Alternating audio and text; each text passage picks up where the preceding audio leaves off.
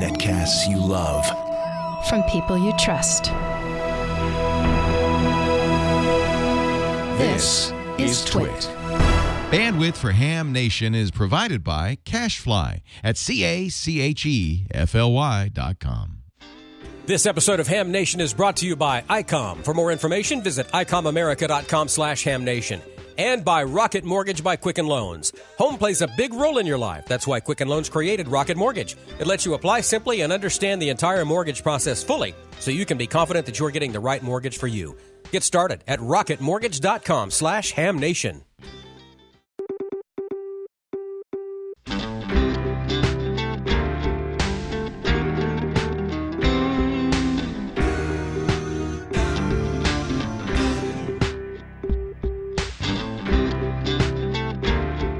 This is Ham Nation, episode 335 for January 24th, 2018.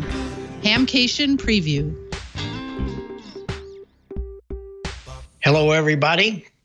It's K9EID, Bob Heil, and I'm here with our usual, well, not quite usual, because we have two down tonight. Amanda has been at the dentist all day, and I'm sure she isn't ready to come and talk to any of us. And you know where Gordo is. I think we have a really good picture of where Gordo is. Yes, look at that. Where is he? Let's see if we can find him out there. You know what? I think that is his van down in the corner. Anyway, that's where Gordo is at Quartz Fest, and I'm sure we're going to hear more about Quartz Fest next week when he gets back. But right now, he's out in the desert having probably too much fun. And we sure hope Amanda gets to feeling better. But look who's filling in. Valerie, thank you very much for taking the helm tonight. You're doing two duties tonight, right? Yep, two hats tonight. Up here in Lando, Wisconsin, or Illinois, keep forgetting. It's actually pretty nice up here lately. So all the snow is melted, even though it's January, so things are good. Got a lot of stuff to talk about tonight. We're going to talk about Bouvet, some other DX coming up, a couple of contests, and we're going to talk about Kosovo. This card is useless, but we'll talk about that in my segment coming up at the end of the show. So back to you, Bob. Okay, well, we'll see you a couple of times. George, how you doing? You got all your transmitters up and running this week, or what's new? I do, Bob, and as a matter of fact, I was at one of the cow pastures today, because these things aren't located, downtown. They're usually in isolated locations where they can put up a tall tower. Last week, we were talking about the weather and how cold it had been and the snow and, different things we had here that are a little unusual. And I mentioned something about ice on FM broadcast antennas. And I got an email question from someone about that this past week. And I thought, maybe that make a good tell from the transmitter site. So we're going to talk about that a little bit tonight. Okay, that'll be great. We'll look forward to that. But we want to get to our guest tonight right out of the chute because it's very important. And we have Michael with us. Michael is the general chairman of the Orlando HamCation. We're so glad that you could meet with us tonight, Michael, and we want to learn a little bit more about what's going on in Orlando. So let's hear a little bit of what you got cooking for us in a few weeks. Everything's coming along great. As everybody much aware, Peter Myers retired as the chairman, so this is my first year filling the shoes of his, which are pretty big ones to fill. But look forward to seeing everybody down here in Orlando. It's been a little chilly. We've had some good cold fronts, but today we were 70 degrees, which is much better than most of the nation. A little bit of commercial for Orlando, huh? Well, there we got some slides here. We'll run through these a little bit. There's your paper that tells us that it's the 9th through the 18th, or the 11th, I'm all right, the 9th and the 18th of, 11th of 2018. And it's in a really great place. That convention center is really good. So, Vic, go ahead and run through some of these pictures and let Michael tell us what we're watching. Go ahead, Michael. Okay, this is actually on the show on Friday, right after we open. So you can see we get a lot of visitors coming in on Friday. We have some of the major vendors like Batteries America there. This is one of the areas that we do forums in. This area holds about 60 to 65 people in it for forums. We have 2 different locations we do the forums in. And of course, ICOM will be here, Kenwood, Yaesu, all of your major vendors. ICOM will be showing off their new 7610 radio this year. All right. That's NV3E. He's a great viewer here on Ham Nation. He's always in the chat room, and we like to put his picture up there. So I thought I'd stick a couple of the Ham Nation guys in here. That was at our booth. And there is a very good friend of mine. I've known him forever. W0WD. He's a great operator, and he's just a great friend. And he came down to Orlando. There he goes. This is outside in our RV tailgate area. We usually have probably about 40 to 50 RV tailgaters that come in. This is the line on Friday morning that's wrapping around the building. We have 2 entrances to enter the show. Wow. This is our swaps building, which is pretty much our inside tailgate area. There is over 200 swap tables in this building. This is outside in the tailgate area. We do have over 300 tailgate spaces that we sell every year. This is more of the RV tailgate area.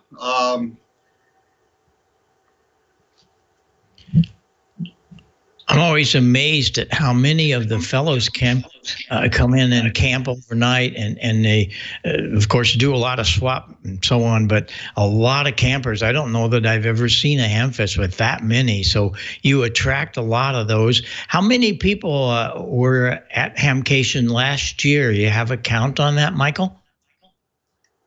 Yes, it was a little over 19,000 visitors over the 3 days. 19,000. That's wonderful. Well, you definitely have taken over second place, that's for sure. And you're probably headed for first, right? Like the guys from Dara, we work very closely with them. And sometimes it is a competition, but it's not. We're both here to help the ham community and do what we can to get everybody together at different shows. So each one of us have our own unique features. Absolutely. Well, you guys have such a different type of Hamfest because it's in the winter when it's very cold everywhere else, and a lot of guys go down to escape and have a little vacation and play ham radio, and that's really great. So I always appreciate what you guys are doing, and we'll be able to be there. And got a couple of brand new products. One of them is this new PR77 that I'm talking into. And we're going to show a new product we're working on too, the parametric receive system. It's not quite ready, but I've been working on it a long time, so we'll be doing that. Now, you have a lot of forums too. You showed the tent where you do the forums. How many forums have you got booked this year? You have a count on that? Right now we're at 28 forums, and they're actually all on Saturday this year. We have none scheduled as of right now on Friday. Mm-hmm. Well, you have a great place for it. I have to tell you that. It's really neat. What tell the story about that. It's not a tent. It's an emergency building. Is that correct? Yes, we actually get them from the Florida State emergency response team. They actually set them up as hospitals in the field, so you can actually take these and connect them together and it will make a full-fledged mobile hospital all the way to surgical areas that they can do if they need to during a disaster. Well, I've always been impressed whenever we do the workshops in there. It's really a neat thing. So I congratulate you on that, because I know in some years past it was just out in the open, and that was a little crazy when the wind came up.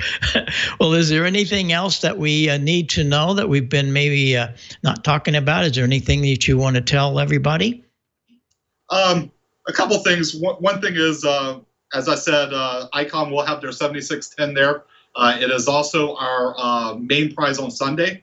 We'll be giving one away to someone, and Saturday's prize will be a ICOM 7100, and the early bird prize that will go out will be an ICOM 4100. Also, Stepper IR has donated a SDA 2000 optimizer IR, and Tar Heel Antenna WB0W unfortunately will not be here this year, but he will be back next year, and he has donated a choice of any Tar Heel antenna to the winner. All right. And I can tell you that Heil Sound will have one of the Pro 7 headsets also, and we'll bring that along. So you have wonderful prizes. There's a lot more of them too, I know. But I really appreciate you taking the time and coming on with us, because I wanted our audience to know a little more about HamCation. Had they never been there, they can see some pictures, and hopefully they'll get in their car and head south around February 8th and be there for the 9th, because it's a great fest, and I congratulate all of you for making it happen. It's really, really fun. So thanks for doing that, and I appreciate you coming on the show tonight, Michael. And thank you, Bob, for allowing me to come on, and it was a real pleasure. So hopefully we'll have to do this more often. We can. You can keep us updated as to what's going on. You see how easy it is, and it was really, really good to see you. So tell all the crew hello, and we'll see you guys in a few weeks, and come down and have fun in Orlando. All right. Thank you, Bob. Yes. All right. Well, we want to move on down the line, and we're going to talk about ICOM, because they do have some great products and a couple of newbies. So let's take a look at what ICOM has for us tonight. Happy New Year's from ICOM. Start the new year out with a bang with one of ICOM's new available products. Communications have never been so fun. The SDR you've asked for is here. ICOM's new 7610 is a high-performance RMDR with the ability to pick out the faintest signal, even in the presence of stronger adjacent signals. The new ICOM IC7610 is a direct sampling software-defined radio that will change the world's definition of a SDR transceiver. RF direct sampling system, 110 RMDR, independent dual receivers, and dual digicell. ID31A Plus, a new D-Star communications device, is here. Easy to operate, the ID31A Plus is available in silver, red, or gold. Worldwide digital communications. Share pictures and text messages. IPX7 waterproof, compact, lightweight, and tough. Visit ICOMAmerica.com/amateur for more information on all the great ICOM radios. And you can tune in and enter to win after each episode of Ham Nation. Go to ICOMAmerica.com/HamNation and register to win some great swag prizes like T-shirts and hats. While you're there, learn how you can win in the monthly grand prize drawing for a new radio. For January, it's the compact and submersible ICOM ID31A Plus 5-watt UHF digital portable transceiver, built-in GPS, micro SD card slot, analog and digital operation, and it's got automatic D-Star repeater lift-up function for easy D-Star operation. So go to ICOMAmerica.com/HamNation after this and each episode of Ham Nation and register to win. Sign up, good luck, and don't forget to follow ICOM America Inc. on Facebook and Twitter. Bob, I know you haven't been able to play with your Pineboard because you're not back at the Ham Shack right now, but you've got a little something for us on tonight, don't you? Well, I might not be able to be on the air with it this last week or two, but I'll be there next week because we have the AM rally, which is coming up. I'll give you a little more information on that next week, but you really want to be on the air for that. It is so much fun. It's a whole weekend of AM, and we really enjoy having guys on with that. But I'm getting all of these reports. I cannot tell you how impressed I am at some of the work I'm seeing. I have a video that Victor should play. This came from a fellow that he did a little recording of his preamp. What he did is he plugged he built a radio, one of the regen radios, a crystal radio that you can only use headphones. And look what he did. This is pretty cool. I hope you can hear it. Cobbled together a little crystal radio to test it out with. Got it hooked up to a couple of powered speakers there. Let it warm up here. Look at there. Crystal radio.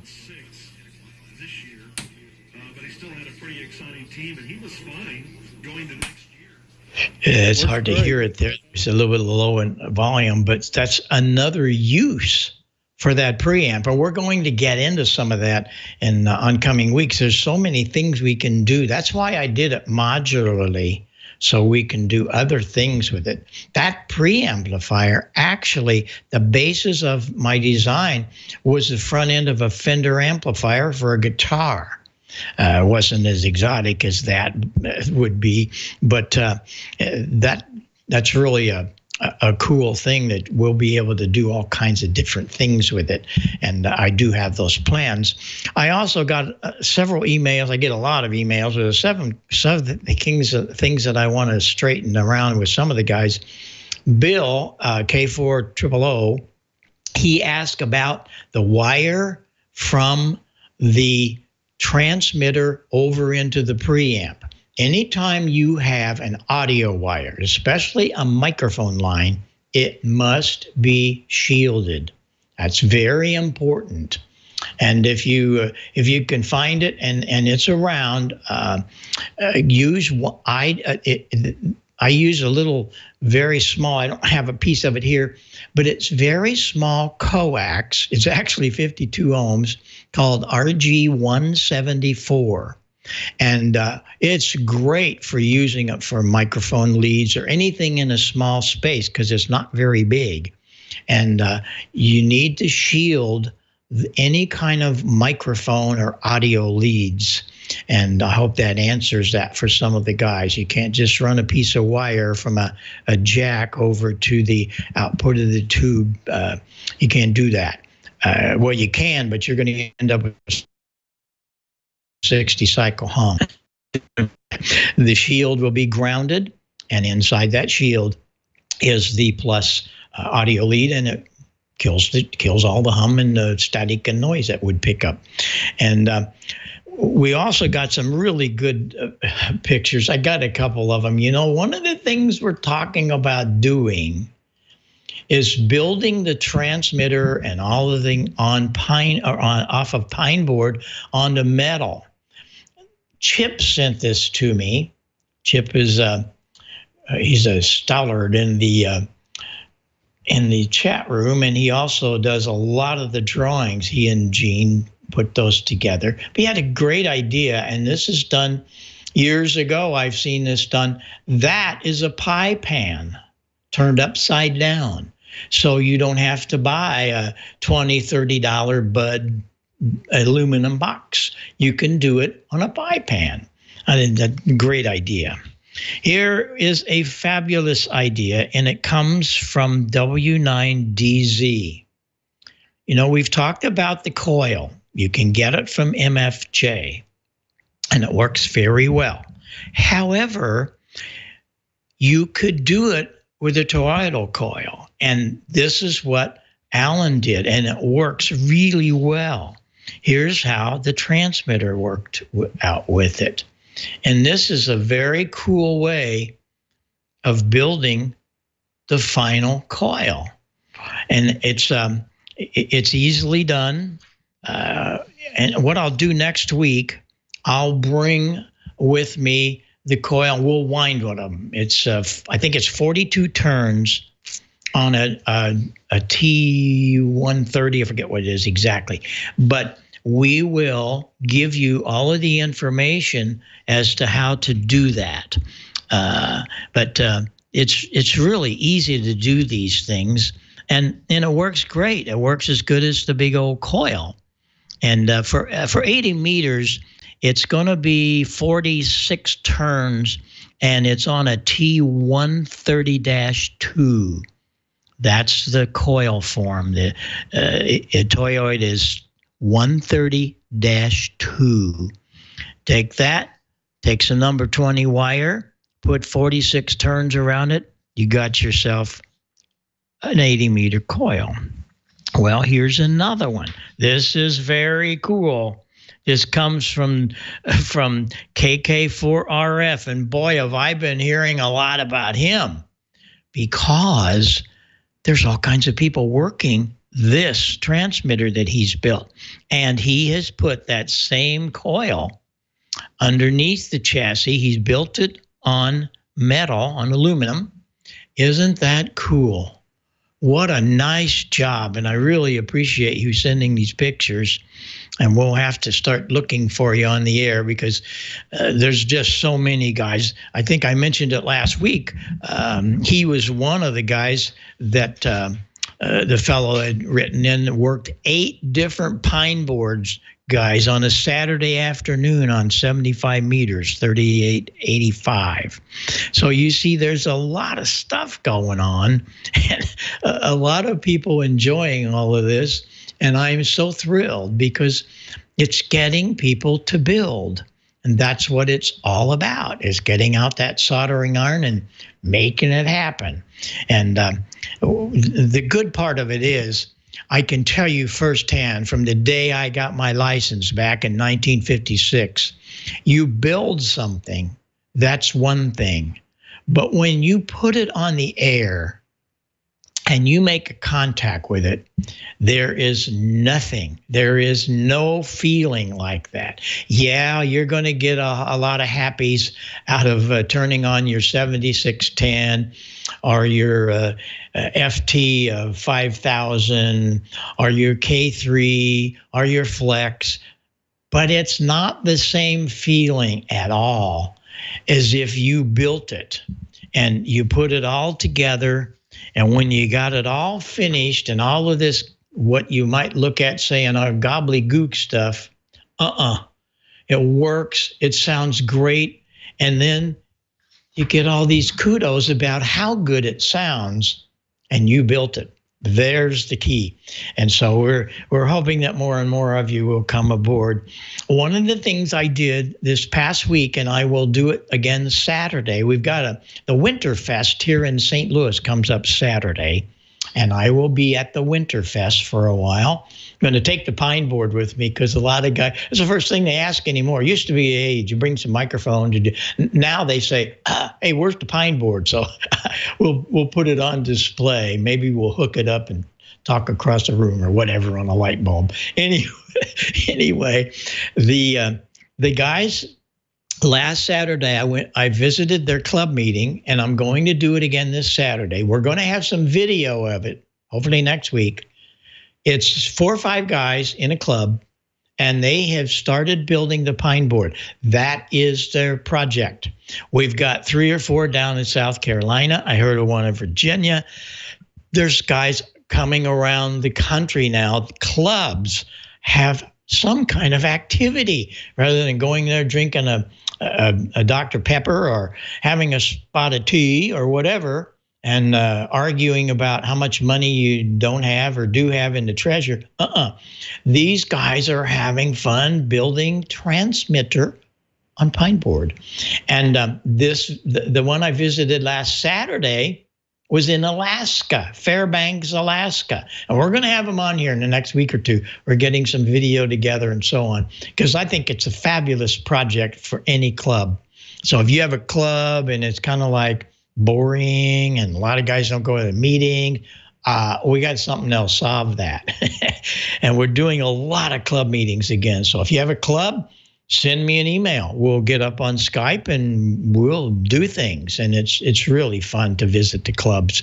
But I'm so excited. I'm excited for all of you because it gives you a whole different aspect of what's going on in amateur radio. And that's what it's for me, because ham radio is, it's just been my lifeblood. It's where I learned to do all of these things. And I'm really thrilled that I can pass some of this on to you, and you can have a lot of fun too.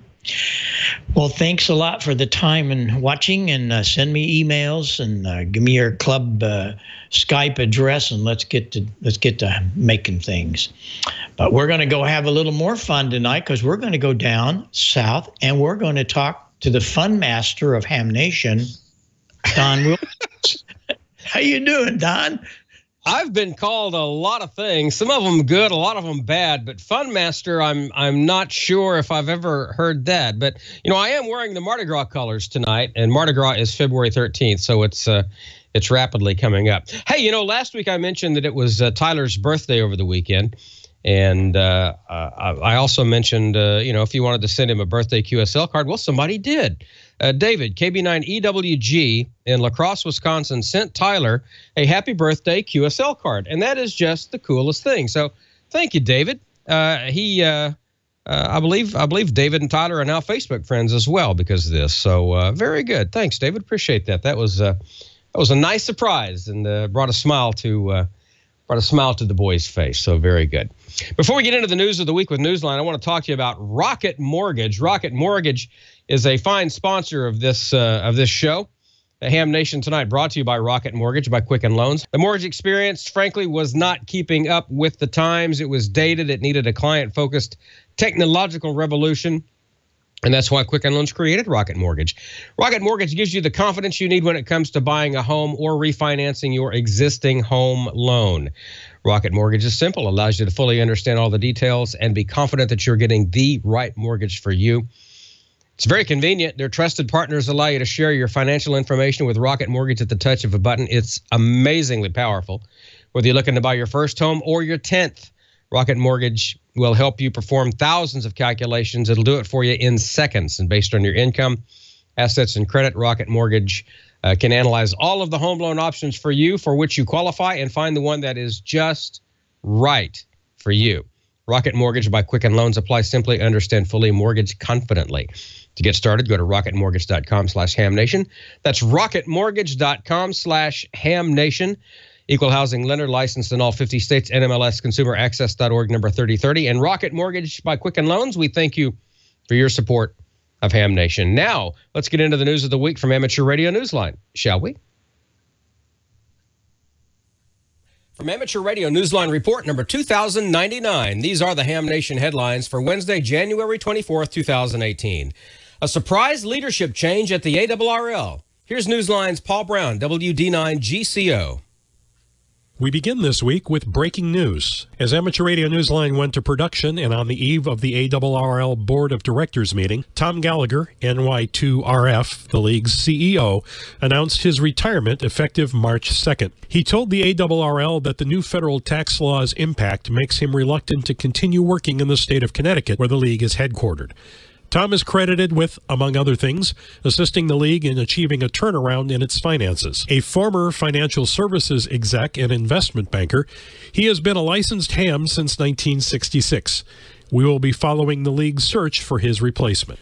Last year's AM rally was so much fun that the organizers have decided to bring it back. And for those building your own Pineboard project, it's the perfect excuse to finish it and get it on the air.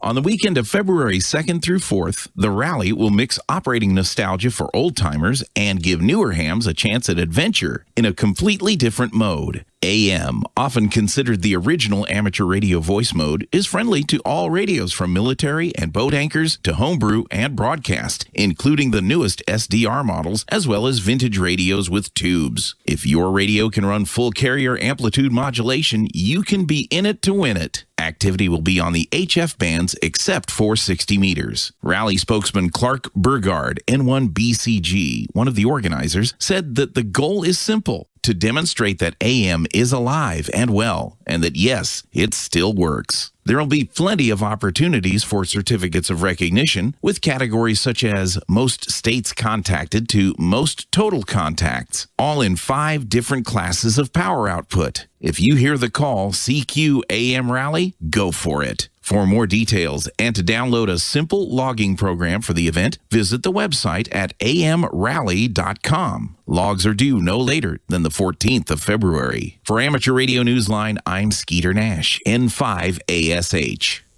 January is coming to a close, and February, along with Valentine's Day, is coming up fast. With that in mind, here's a twist on Boy Meets Girl. It's Ham Meets Ham. Let's face it, OMs are almost always out there in search of a good YL. And it seems a lot of YLs often can't resist a good OM. If you're thinking that this is a prelude to Hearts and Flowers, however, think again. We're talking about the YL-OM contest. So the real nitty-gritty here is all about signal reports and points. Between the 9th and 11th of February, a benevolent battle of the sexes known as the YL-OM contest will enliven SSB, CW, and digital modes. It's being run by the YLRL, the Young Ladies Radio League, and its popularity has been proven through the years. It's a pursuit that is as old as Adam and Eve, perhaps. Well, except neither one of them had radios.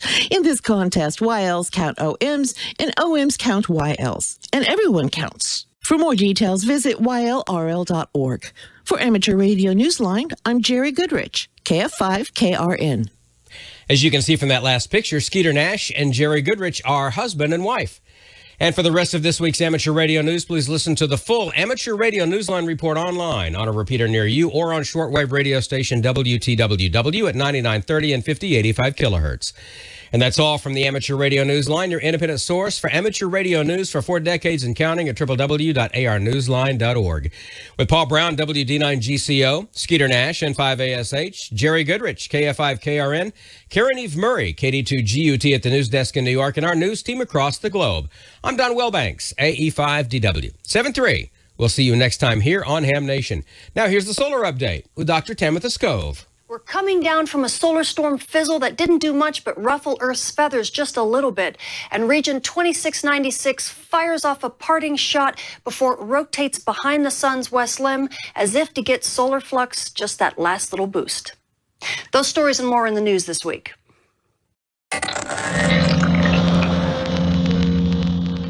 The space weather this week is really putting the brakes on. We're coming down from a solar storm fizzle from some fast wind from this coronal hole, this big, long, diagonal coronal hole that just never really hit us kind of at the right angle. The fast wind kind of eased on and then eased off.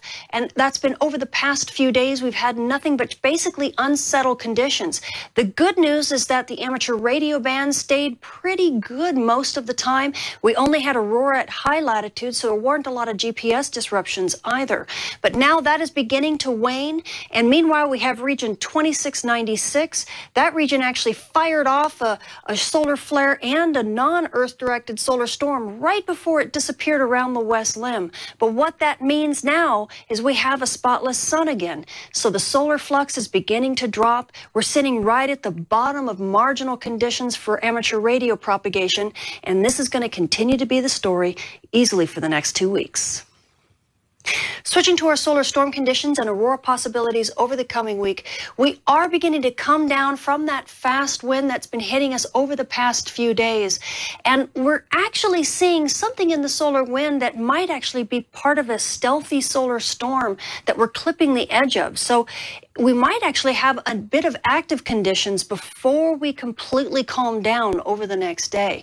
Now, at high latitudes, NOAA is expecting unsettled conditions with about a 20% chance of a minor storm for the next few days before we calm down. At mid-latitudes, we're really expecting normal to unsettled conditions with only a 10% chance of active conditions.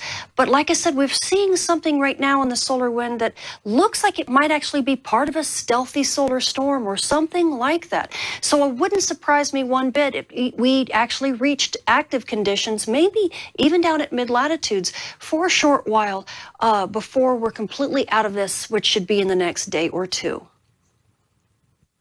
Switching to our solar flare and particle radiation storm outlook over the coming week, this is where it begins to get a little bleak, especially for you amateur radio operators. Now, we have absolutely no risk for solar flares right now. We have a spotless sun, so we don't have any radio blackouts to worry about, which makes both amateur radio operators and emergency responders and GPS users very, very happy. But where things kind of start looking bad is when we take a look at the solar flux. We do have the marginal conditions right now, but as you can see, it's going to tank into poor conditions here within the next couple days. And as it does that, we've actually looked at the backside of the sun for their stereo observations, and we don't see any active regions on the backside of the sun either. So unfortunately, this may mean we are going to stay at poor conditions for amateur radio propagation for easily the next 2 weeks, maybe even longer.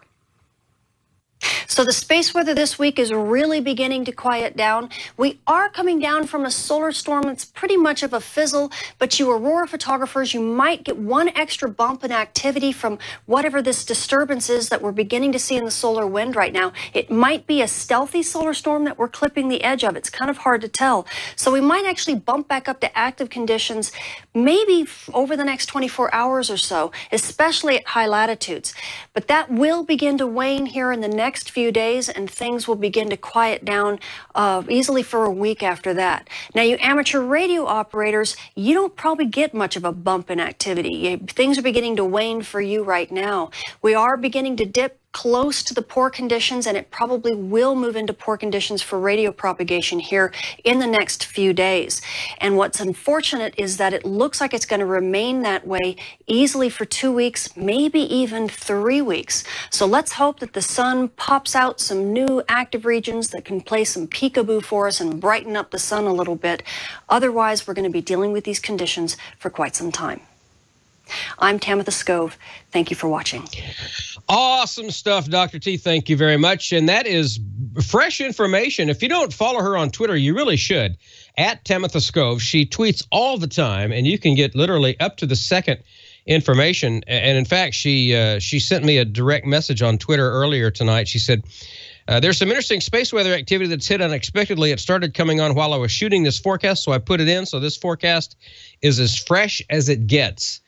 And the only way to get it fresher is to follow her on Twitter. So by all means, do that. We're so fortunate to have her. There's the Twitter page right there. We're so fortunate to have her on our team here at Ham Nation. And she's a huge friend of ham radio and talks us up all the time. In fact, she was on a podcast earlier today called Weather. Oh, I can't think of what the name of it is. I'd have to pull this back up. What was it she said? I will, it's on my Facebook page, Weather something or other here. Let me find it here because we're running a little bit ahead. She was on, I can't find it now. Oh, Weather Brains, a podcast called Weather Brains. And she was talking ham radio and Ham Nation a lot on there. So she's a big cheerleader for what we do here, and we're just huge cheerleaders for what she does over there. So it's a great partnership. Another great partnership that we have is George and Smoke and Solder. What's going on over there, George? Well, hello, Don. When I first saw you there in your wardrobe, I thought of the king cake baby. Yeah, you probably. I have on my. On my work computer at work, I have a model of a Trans Am, and it's covered in king cake babies. Let me see if I could find it here on my phone. I would show you, but I don't know if I can find it this fast. But nonetheless, yeah, I have a 1/18 scale model of a Trans Am, and it is completely and totally covered. I must have about 7 or 8 king cake babies hanging off of it. So, yeah, we're getting into the mood of it. We're getting into the mood of the mom pop halls. That's pretty good stuff. But, of course, the best king cakes are from the Randazzo family down here. And you can just search Randazzo king cake, and you'll find there's several members of the Randazzo family, and they're not a sponsor of Ham Nation, but they make a damn good king cake. And if you wanted to get one, they ship anywhere. So, yeah, highly recommend the Randazzos, Manny Randazzo or Nonna, Nonna, Nonna Randazzo. So if you want to check those out, by all means, Google them, and you'll find Nothing better than a good fresh king cake. And this is the only time of the year you're going to be able to get it. That is true. That is true. We're seeing them all over the place, even this far north, which is not that far. I had one today. In fact, someone brought one to work today. It was different. It was almost a brioche type of a cake, and it had fig filling in it, which was, I'd never had fig filling. Now they fill them with strawberry and they fill them with cherry, and the traditional is with cinnamon in it. Cream cheese is very popular as well, but I'd never had one with fig filling, and it was amazing. I have only ever had them with cinnamon. I didn't know that there were other varieties. Yes. I'll have to be on the lookout for that. Well, my wardrobe here, I put it on today, and I was thinking, well, I look like a Russian sailor, but my wife saw it and says, no, you look like a inmate from the state penitentiary. So I'm not sure. I'm not sure whether I should be wearing this and, walking around out in the woods at a transmitter site. It might draw a little attention there. Anyway, tonight we've got a Tales from the Transmitter site. We were talking last week, Don, about icing and snow that, we had experienced here. And I mentioned, that's something broadcast engineers keep an eye on because, it can cause us some big headaches. Amateurs, probably some people may have noticed a little reflected power creep up on their antennas when there is some icing situations. Other antennas won't be affected by it much. But when your transmitter's running, 20 or 30 kW or so, ice can be a big problem. And the same way that amateur transmitters, all the newer ones, have VSWR power foldback built into them. If it senses a high reflected power, it will turn on the forward power. Most modern broadcast transmitters have that too, but doesn't always work like it should, so you're always a bit nervous when you've got an ice storm coming. Well, we had snow here recently, and I'm happy to report I could not see any change in reflected power at any of my transmitter sites, which is a good thing. If it had been ice, though, it's a different story. And I've got a few pictures here of some various FM antennas I thought we'd take a look at and talk a little bit about how you would combat something like ice with them. The first one here, this is a Bext brand antenna. Now, this is the ones I'm using on my low-power FM translators. There are 250 watts effective radiated power on those, so not a lot of power. And you can see on the rear there, right next to the tower, those are being fed by LMR 400 jumpers or something similar size cable. So not a lot of power going into those. Those are pretty lightweight antennas, although they work pretty well, and they're broadband, which is kind of amazing. I've got those up there, and I can cover the whole FM band without really needing to tune the antennas, which is a good thing. Most of the time you can't do that. Here is another typical antenna here. This is a Jam Pro, and you'll notice the style of it very similar to the first one we looked at. The Jam Pro is a little bit heavier duty, though, and they can take more power. They make antennas probably, and I haven't looked at the specs before tonight, but, probably 50 or 60 kW input power to them. Of course, we're limited to 100 watts effective radiated power as the highest power in the United States, although there were a few stations that were grandfathered with more power than that. That pole that it's mounted on top of a tower there, you notice off to the right-hand side, those little wings there. That apparently is part of an old an old television transmitter site. That's an old TV antenna there, and they've taken off half of it. Normally, it would have those wings coming out both sides of it. That's referred to as a bat wing antenna. There are several other names for it as well. They were real popular on VHF in the analog days. And you still see a lot of them in the air because it's most of the time it's cheaper to leave it up there than it is to take it down. But anyway, they took them off of this particular antenna structure here, and I guess because they weren't using it anymore. That's a Jam Pro antenna, as I mentioned. You can see that's probably 7/8 inch line going into the bottom of that. So not a super lot of power. I'm just going to take a stab. Maybe it's 6 kW or so. I really don't know. I just grabbed this picture off the internet. Another antenna, and by the way, I have one of these at one of my stations. We're using a 5-bay antenna, just like that one. A little bit more power, though. This is my favorite FM antenna right here. This is an ERI antenna made by Electronic Research, and it's a bigger gauge of copper that it's built out of. You can see there that looks a little heavier duty than that Jam Pro was, and it certainly is, and a little bit different design there too. This one is just another picture I found on the internet. Now I have two stations that use these, and they're my 100 kW stations.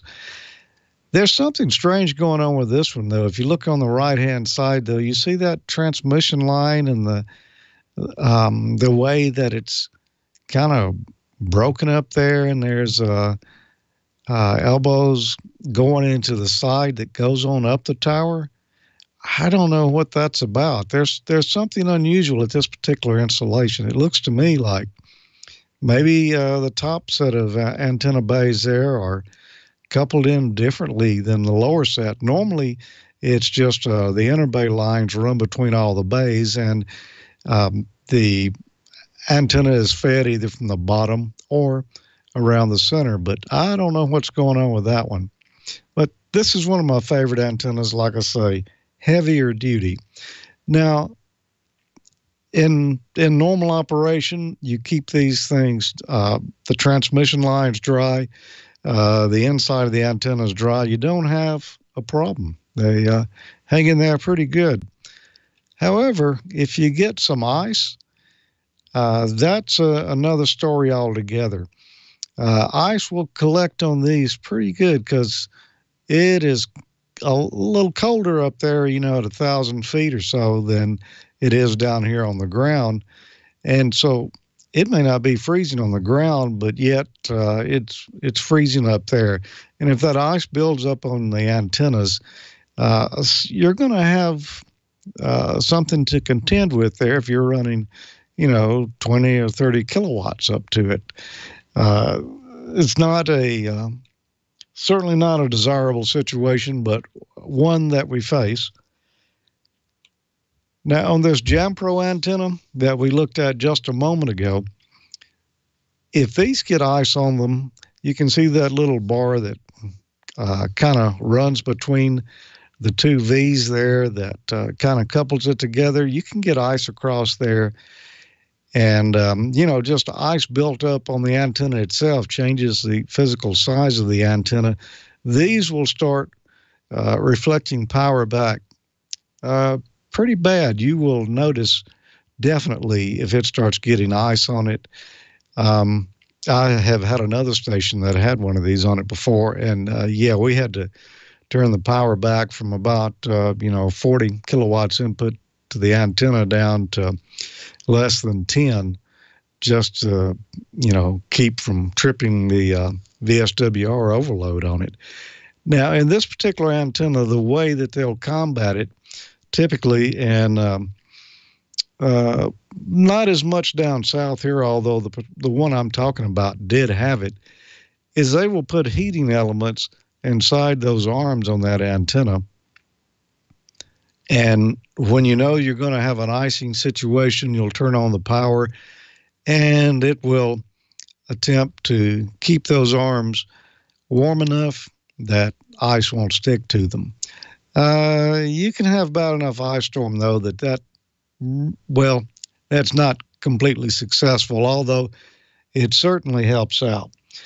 Now, there's another way that we can prevent high reflected power and an ice storm, and that's with a radome. Some manufacturers will build a radome, polycarbonate, some fiberglass, different materials that are not RF sensitive, so the antenna does not see it there, but this can keep ice from building up on the elements of the antenna and help you keep the power down when you've got ice. Now, you see this a lot more up north than you do down south here, but we still have some people that have them, particularly on real tall antennas. This is another antenna right here. That has radomes on it. You see those elements look a little fat there? That's because they are covered with radomes to help keep the ice off of it.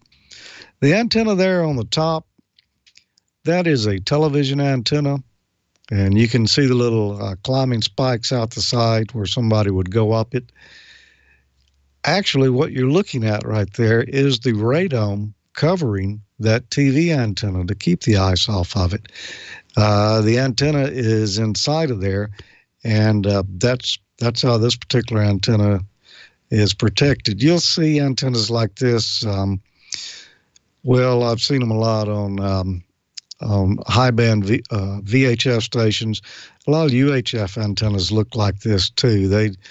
They've got to keep the antenna itself covered in that case to keep from having a problem with the ice. Of course, that bat wing we looked at earlier, I don't think there was any way around that. If you got ice, you were just going to have ice, and see ghosting and various other anomalies on the air besides having to turn the power down. Now, the ERI antenna, one reason I really like this antenna is because it is heavier duty, and I've had ice fall on that Jampro antenna that we looked at earlier, the one with lighter weight elements, and actually destroy and bend up the elements on it. Ice from above fell on it from another part of the tower, from a television antenna that was located above it. These ERIs they'll take a little more pounding there without getting bent. Of course, a heavy enough chunk of ice could still destroy it, so you might put an ice bridge above it. I've done that before. But they combat it in a different way. They don't put heating elements inside the antenna elements there, and they don't put radomes over them. Typically, what the idea on this antenna is, it's tuned just a little bit off frequency. So when ice starts to build up on it, the antenna actually comes better into tune and will allow it to build up and actually go through the other side of resonance, so that it gives it a broader range that it can take ice without seeing major reflected power on the ground. And I've actually seen, the SWR reading drop as one of these got ice on it before.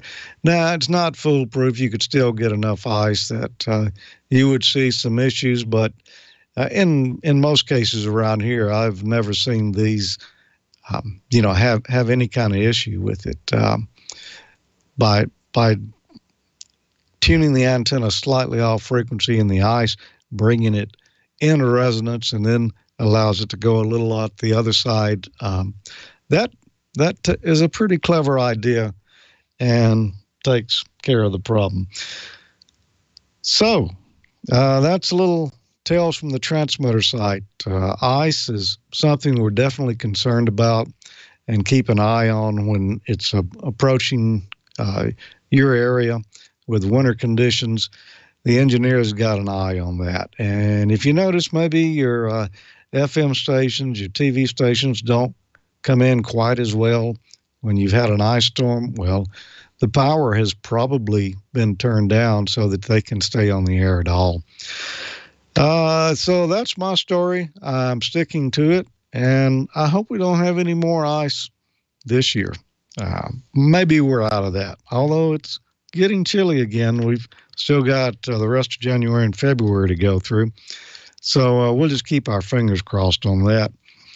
Now, I will not be here next week. I will be out. I should return the following week, and I've got something I'm going to give away, but we'll talk about it now.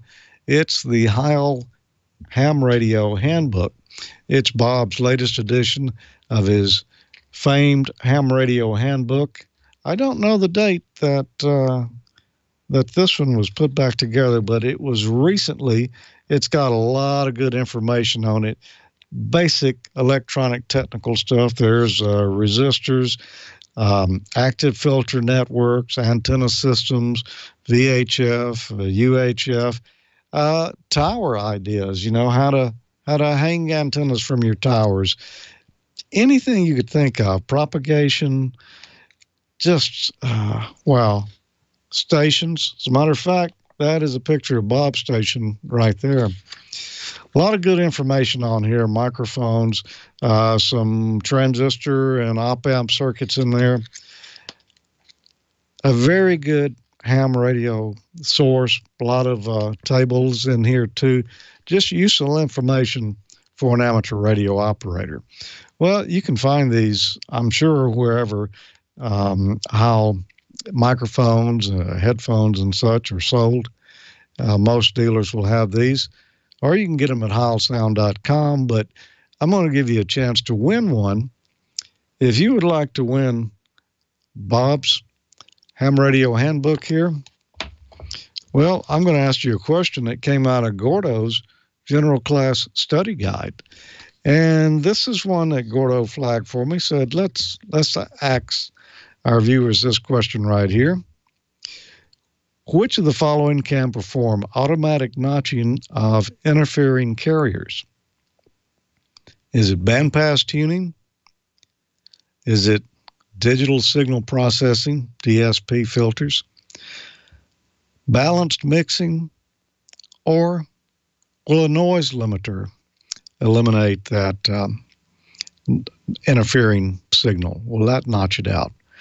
One of those will notch out an interfering signal on your ham radio, and only one of those that we mentioned right there out of your four choices. Now, there's other filters that can do it, analog filters and such, but they're not one of your options here. So it's bandpass tuning, DSP filter, balanced mixing, or a noise limiter. If you think you know the answer, send it to me, hamnationcontest@gmail.com. And week after next, we will be announcing a winner. I'll go through and see who won it, and we'll randomly choose one of it. So hamnationcontest@gmail.com if you want a chance to win the Heil Ham Radio Handbook. And who knows? Maybe we'll draw your name in 2 weeks. Well, I guess it's time to bring Val in here for the rest of the show. I think you've got us covered with some good DX info as well as some chat room, don't you, Val? Yep. I only got about an hour worth of stuff here. Just kidding. Hey, Kosovo, I don't know if you guys heard. This is an old card I saved in case they made Kosovo a DXCC entity, which they did, but they didn't make it retroactive. So you can, Victor, why don't you go ahead and start the show.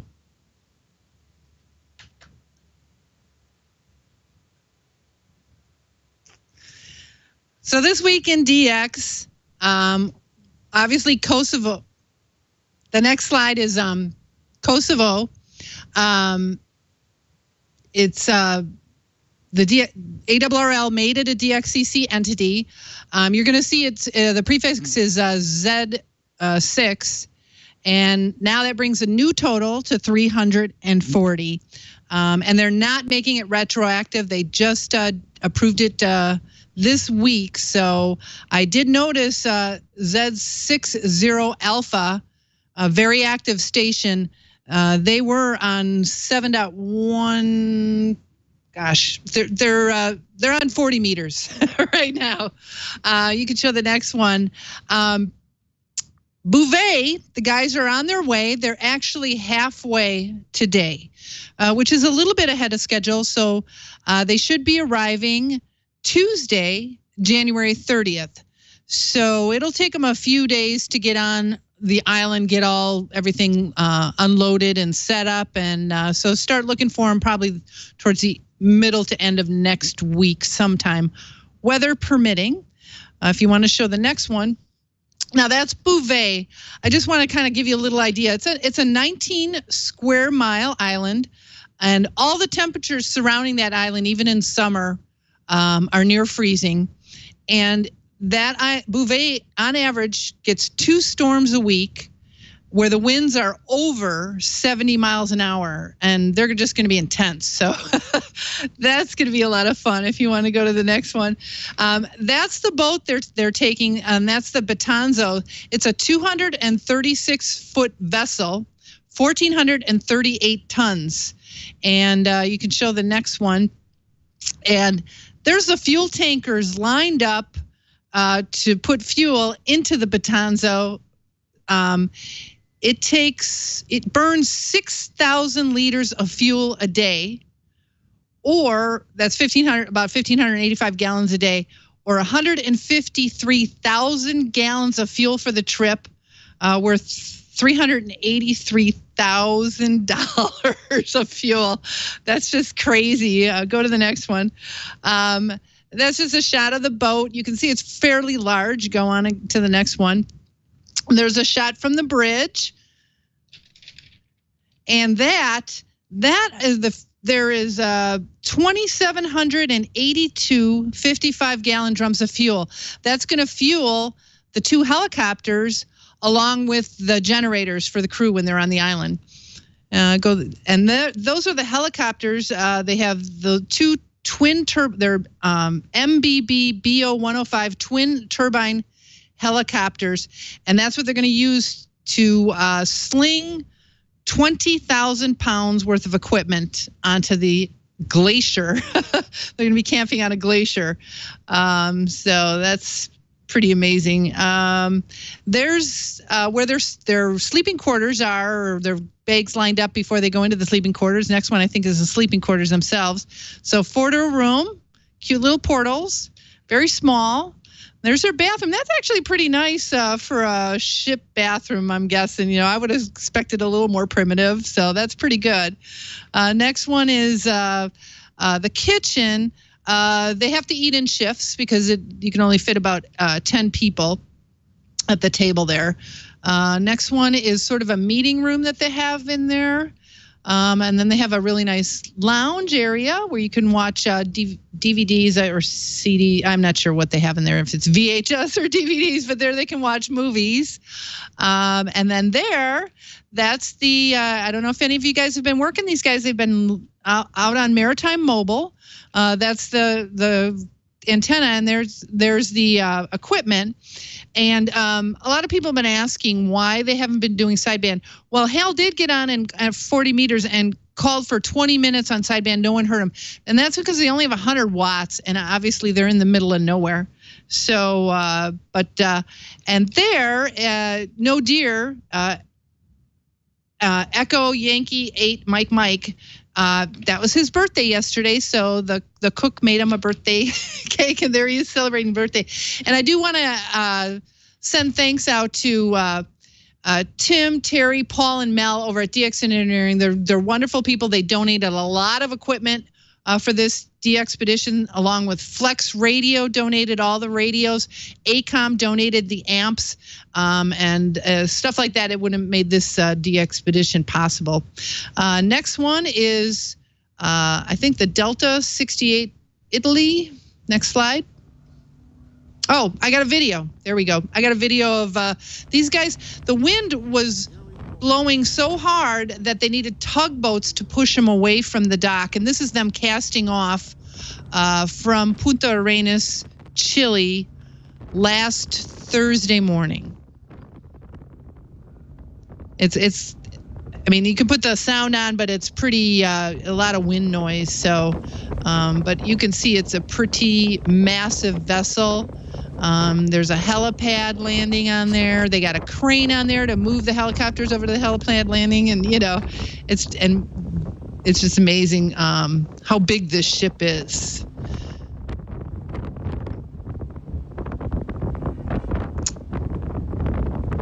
And they were delayed in leaving. They were delayed. They were supposed to leave the Thursday prior, so they were delayed about a week getting some inspections completed and paperwork and finalized. And they had to do a lot of training, CPR, fire safety, boater safety training. So they were down there longer than expected, but they're on their way, and they made up time at sea, it looks like. So that's a pretty good thing. But Punta Arenas is considered one of the top 5 windiest cities in the world. It's very windy down there. Not a lot of sightseeing, touristy things to do in Punta Arenas. So it's mostly vessels and fishing, maybe. There's really nothing to do down there.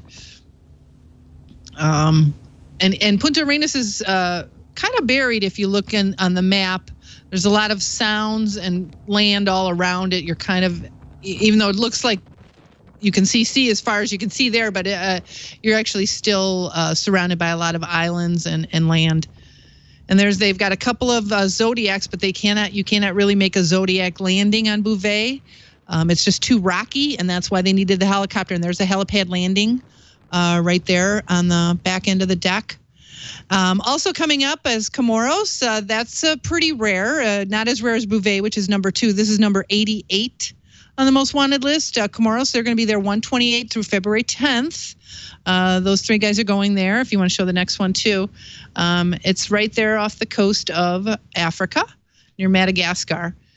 And I believe that's it for my slides. No, there's more of Comoros. Oh, yeah, and then one more after this. See if you can guess what that is. Comoros is pretty well known for its vanilla. I didn't know that, but they make a lot of vanilla, which I use a lot when I bake. So that's pretty cool that they make so much vanilla there. So that's it for this week's DX Report. There are some contests coming up this weekend. We got the 160 CW CQ contest. Also, Winter Field Day is this weekend as well. And you know what? It's pretty mild weather. It might be worth it to dust off your field day supplies and get out there. Also, next weekend is the YL OM contest, which Don and Newsline told you about. And Vermont CUSA Party and Minnesota CUSA Party is next weekend as well. And the 1010 contest is next weekend. So a lot of contests coming up, a lot of cool stuff. And that's all I've got for DX and contesting. I just want to give a big congratulations to Kilo November 4 Golf Uniform Sierra Ken. He just got his tech in October, and 2 weeks ago he upgraded to general. So yay, keep it going. He's on the fast track, evidently.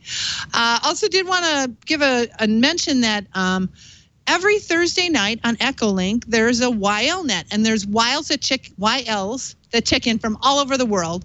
And just go to Echolink and go into ALARA, A-L-A-R-A, Alpha Lima Alpha Radio Alpha. And that's 8 p.m. Eastern or 0100 UTC. So every Thursday night, YLnet. And you guys can, I guess you can just eavesdrop on that one, YLnet. Got a couple of questions for you guys. Let's start with Bob. First off, Kilo Echo Zero Alpha Yankee Japan. Andy, we all know he was with me in Puerto Rico, and he also went to Harvey. And I'm not sure if everybody knows this, but when we went to Puerto Rico, he was assigned to the dam. So we call him the dam ham. Well, while he was at the dam, he met the dam engineer. So the dam ham and the dam engineer, they fell in love, and they just got married. So congratulations, Andy and Carmen. Now, Andy's going to be moving down to Puerto Rico, and he has a question because on his new property down there where they're living in Puerto Rico, there's a high concentration of limestone. He's only got 3 inches of good soil. So, Bob, What can he do for grounding or radials with this limestone situation? Get out the diamond bits. That's what I had to do in Pleasant Hope. Maybe he'll find oil while he's at it. Drill? Yep.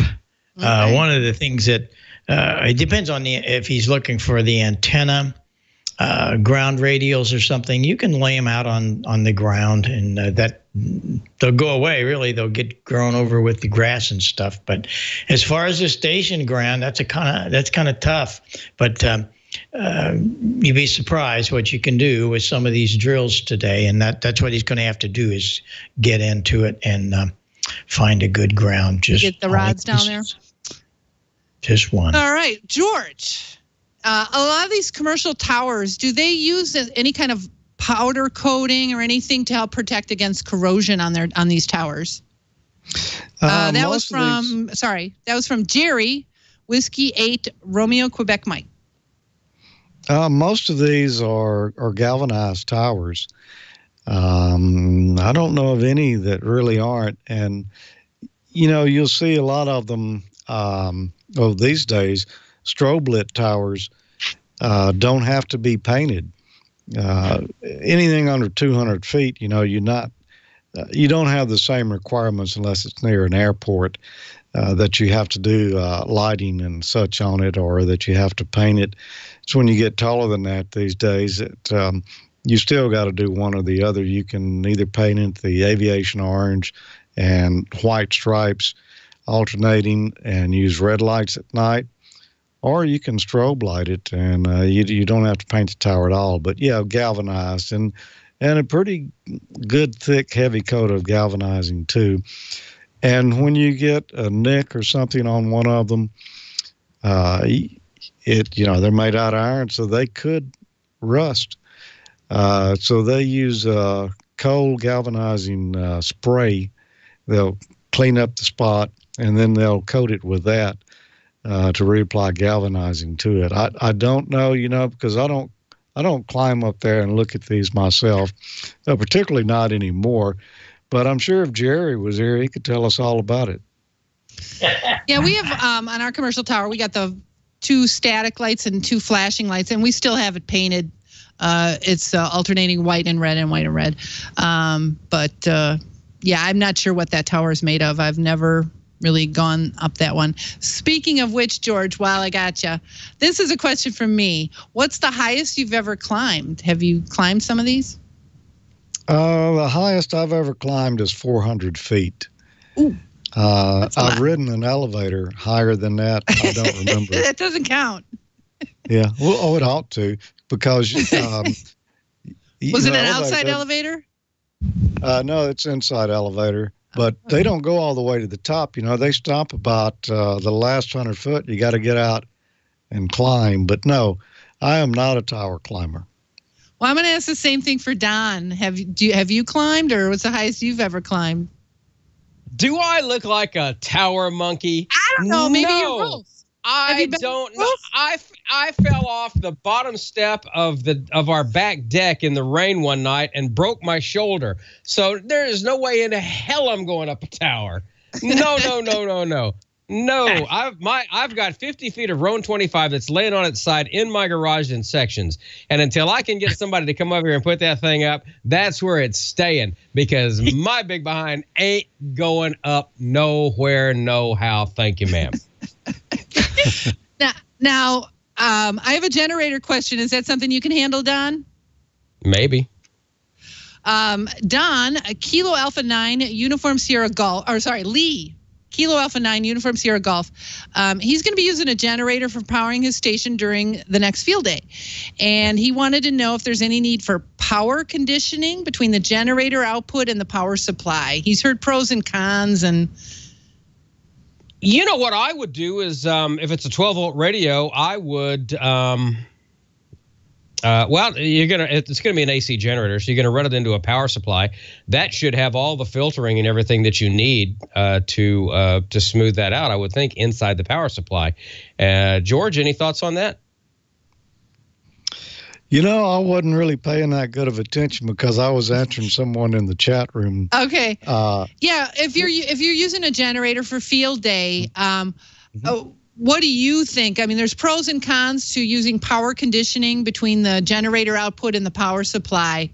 Do you personally use any power conditioning? Actually, we do, but only for our computers and stuff like that. We have a UPS there, so if the generator dies or lopes or does something weird, the computers don't see it. But you know, other than that, if it's a regular generator, it's going to have a sine wave coming out of it. You know, there shouldn't be a lot of garbage on it. It should pretty much be a fairly clean sine wave. Now, if you're using one of these newer inverter style generators, I suspect there's a lot of filtering in them. But no, I don't use anything extra myself. Yeah, into YFE in the chat room, Andy, he says Honda generators run clean and also a UPS can help. I don't know that we've ever used a UPS in the years that I did field day. In fact, I think we had mains power available at the at our field day site, so we used mains power for the computers only, got it off the pole, and we used generators for the radios only, which was within the rules for field day. Very good. Hey, Bob, now do you climb? What's the tallest you've ever climbed? Yeah, I had a 110-foot roan up and with the big Telerex 30. They were 35 foot long. Had one for 6 meters and another 35 foot long for 2 meters. They were actually 20 feet above the tower, but the tower is 110 feet. I climbed that thing. Oh, that was back in the 60s, and I had a 60-foot let's see, that was in this house 10 years ago. So now it's a U.S. tower that comes down to me, but I wouldn't be afraid to climb it. No big deal. And, you know, I'm an old guy, but it doesn't make any difference. I can still do my stuff. You're in good shape. Yeah, you can get up there. I know a really older ham that still climbs, and his wife operates the winch truck, but yeah, it's nice to have tower climbers around to do a lot of this stuff as we get older, but they're harder to find. So just want to mention a couple things too, housekeeping. Don't forget to take the survey, twit.tv/survey. Take that survey. It really helps the channel out. Also, we're on WTWW 5085. And the nets for tonight on 75 meters, we got 3.908.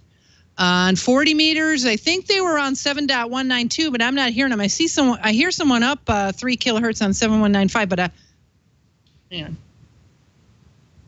yeah, I'm not hearing them. Maybe I just don't have it. My beam pointed that way, or my receive antenna. Yeah, I'm on my receive. D-Star 14 Charlie, DMR. We got TAC 311. That starts 5 minutes ago. So get in there, and do drop in on Echolink. And I think that covers it. Hopefully I didn't miss anything. Yeah. I was going to tell you, WTWW is off the air on 5085 right now. They had a massive failure of a big cooling fan. It's been off for a couple of weeks, but Ted tells me that they hope to get 5085 back on the air, hopefully by this Friday. So okay. And again, if you have anything you want to send to WTWW that's ham radio related, you can always email it to them. Their email is email@wtww.us. And I'm not sure if they're on tonight on 12.105, going into Africa, carrying Ham Nation audio tonight. But 5085, hopefully we'll be back on the air in time for the weekend. So that's the story on WTWW. Great. And that's it. That's all I've got. You did a great job tonight, Valerie. And George, that was wonderful. Don, you're always in great shape. And I listen to Tamitha all the time, and how fortunate we are to have her giving us all this great information. It's really, really something. She's something else. And so we're really proud of what's going on with this show. It just continues to grow. And I hope that we get to have Amanda back next week. and I think we'll all be here then. But until then, we'll look for you on the air. I'm going to be back into Pleasant Hope here in a couple of weeks, and I'll be able to do something. In the meantime, I've been sitting here building another. See, I do this too, guys. I'm building another board for the parametric receive system. This is a build board so that when the boys and the girls start assembling them, this will be the sample. But I'll have it going here in just a few minutes. So while all of you are doing your thing, I was watching and listening and soldering. See, I got it right here, and it's hot, so I got to watch it. But anyway, I'm just a nut for all these little things and building stuff and having fun. And hopefully some of you will join us on all the other things we do at the Pineboard and things like that. Thanks for joining us tonight. And thanks so much to you, Victor. We put you through the paces tonight. Don't forget the Orlando Ham Fest coming up.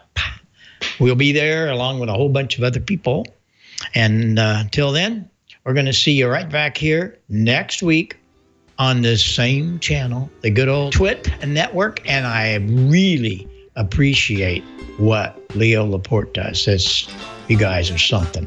So 7-3, everybody. We're going to see you back here next week. This is K9EID. Bye-bye for now.